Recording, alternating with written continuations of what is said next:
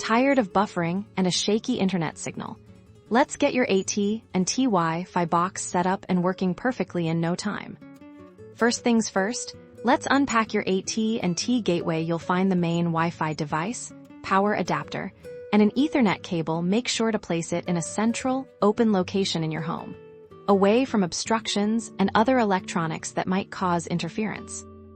Now, connect the power adapter to the back of your AT&t gateway, and then plug it into a nearby wall outlet. The device will power on, and you'll see various lights begin to illuminate. Allow it a few minutes to fully boot up.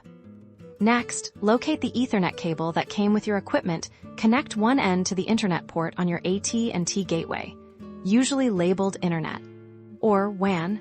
The other end connects to your AT&t fiber modem or a wall jack that provides your internet service.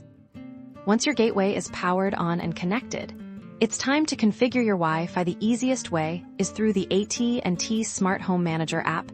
Download it from your app store and follow the on-screen prompts. You'll need to create a new Wi-Fi network name, often called an SSID, and a strong password. This will be your key to connecting all your devices. After setting your network name and password in the app, your Wi-Fi will restart. You'll then see your new network name appear on your phone or computer. Select it and enter your new password to connect. And that's it.